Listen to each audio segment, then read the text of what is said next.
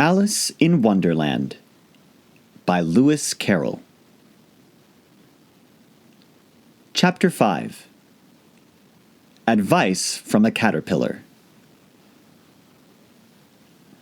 The caterpillar and Alice looked at each other for some time in silence.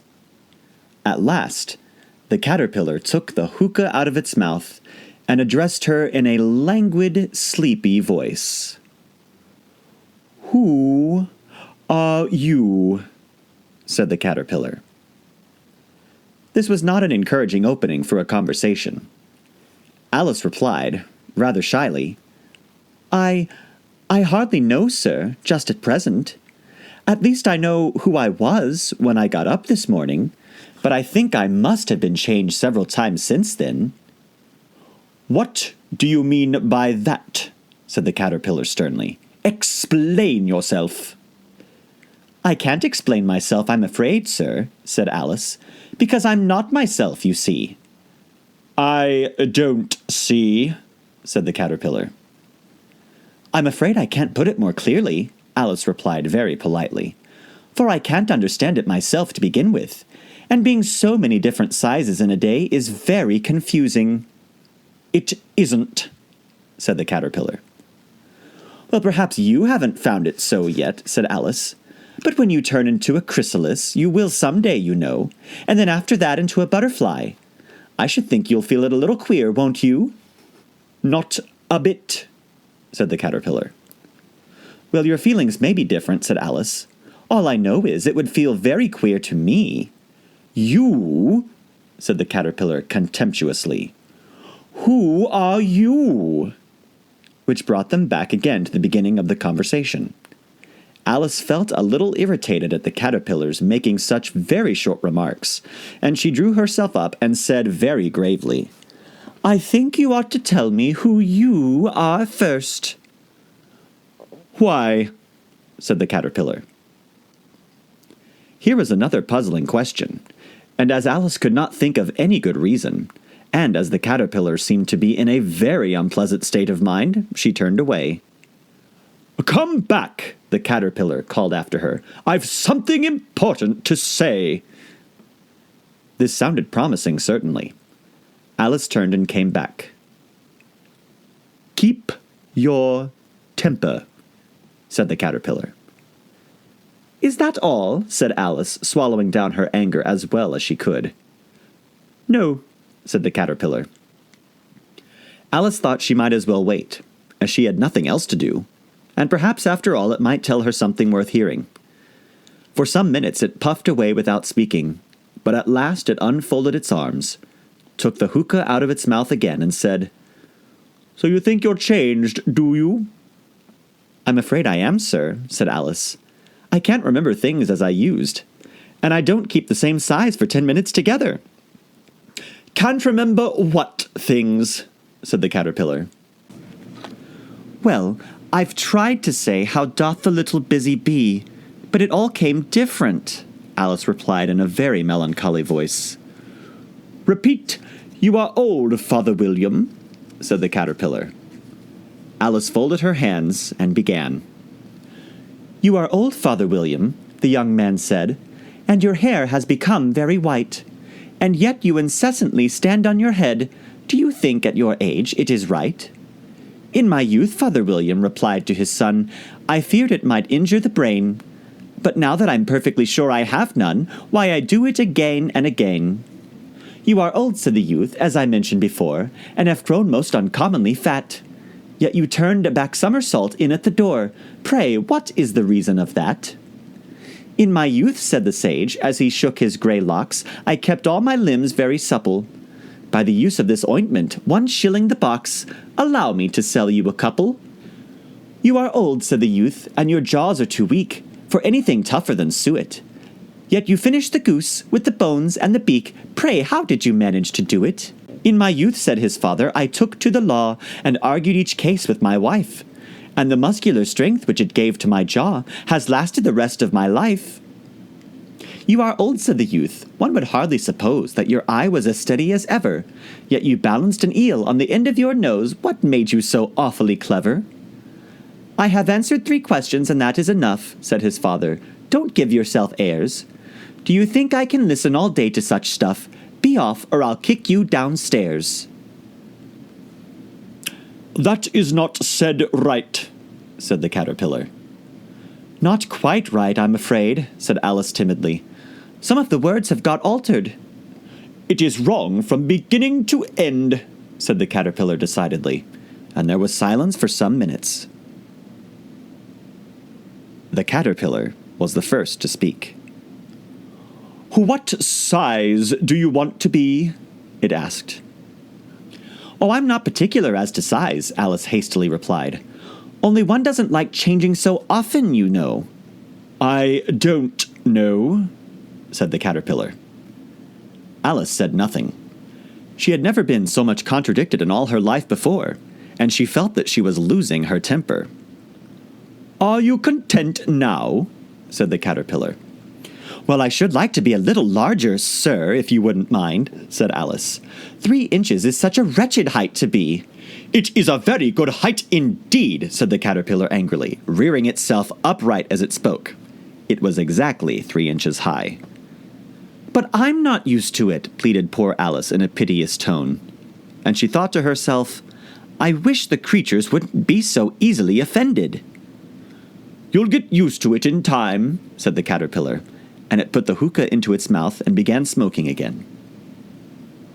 This time Alice waited patiently until it chose to speak again.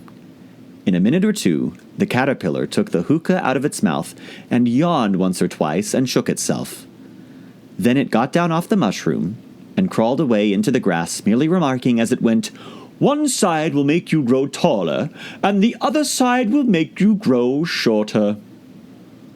One side of what? The other side of what? Thought Alice to herself. Of the mushroom, said the caterpillar, just as if she had asked it aloud, and in another moment it was out of sight. Alice remained looking thoughtfully at the mushroom for a minute, trying to make out which were the 2 sides of it, and as it was perfectly round, she found this a very difficult question. However, at last she stretched her arms round it as far as they would go, and broke off a bit of the edge with each hand.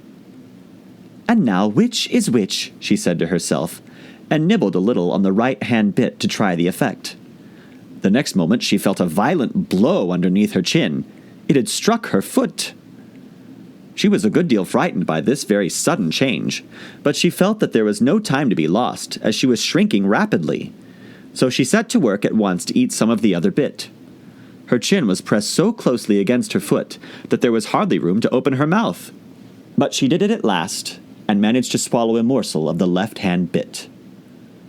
Come, my head's free at last, said Alice in a tone of delight, which changed into alarm in another moment when she found that her shoulders were nowhere to be found. All she could see, when she looked down, was an immense length of neck, which seemed to rise like a stalk out of a sea of green leaves that lay far below her. What can all that green stuff be? Said Alice. And where have my shoulders got to? And oh, my poor hands, how is it I can't see you? She was moving them about as she spoke, but no result seemed to follow, except a little shaking among the distant green leaves. As there seemed to be no chance of getting her hands up to her head, she tried to get her head down to them, and was delighted to find that her neck would bend about easily in any direction, like a serpent.